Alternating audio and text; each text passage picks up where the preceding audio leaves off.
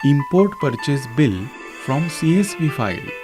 कंपनीने योग्य त्या फॉर्मॅटमध्ये CSV फाईल दिली असेल तर ती ॲक्मे इन्साईटमध्ये इम्पोर्ट करून घेता येते. ॲक्मे इन्साईटने ऑलरेडी डेव्हलप केलेले CSV फाईलचे फॉर्मॅट पुढील पाथवर ठेवलेले आहेत. ते तुम्ही पाहू शकता. यापैकी कोणत्याही एका फॉर्मॅटप्रमाणे CSV फाईल असेल तर अशी फाईल तुम्ही इम्पोर्ट करू शकता.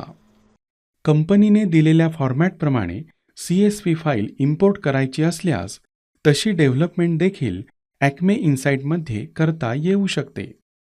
बिल इम्पोर्ट केल्यामुळे बिल भरण्यासाठी लागणारा वेळ वाचतो. त्याचबरोबर त्यामध्ये होणाऱ्या चुका देखील टाळता येतात. आता आपण एक CSV फाईल इम्पोर्ट करूया. यासाठी सर्च बॉक्समध्ये 153 नंबर टाईप करा. CSV फाईल सिलेक्ट करा. इम्पोर्ट ऑटोमेशन विंडो ओपन होईल. यामध्ये CSV फाईलचा फॉर्मॅट तपासून कंटिन्यू अँड इम्पोर्ट हा पर्याय सिलेक्ट करा आणि ओके बटन क्लिक करा. See stop bills to import ही विंडो ओपन होईल. हवे ते बिल सिलेक्ट करा आणि इम्पोर्ट बटन क्लिक करा. मॅपिंग विंडो येईल.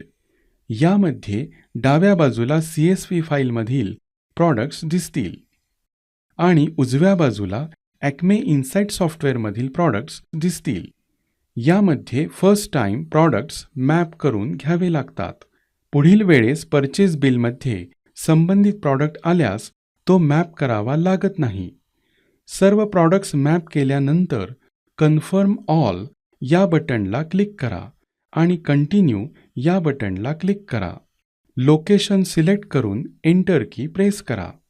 मागील बिलामधील आणि चालू बिलामधील प्रॉडक्ट्सचे रेट्स वेगवेगळे असतील तर रेट डिफरन्स ही विंडो ओपन होईल. ओके बटन क्लिक करा. इम्पोर्ट झालेले बिल पाहण्यासाठी येस बटनला क्लिक करा. बिल इम्पोर्ट झाल्यानंतर त्याची नेट अमाऊंट तपासून पहा आणि बिल सेव्ह करा. अशा प्रकारे तुम्ही परचेस बिल इम्पोर्ट करू शकता.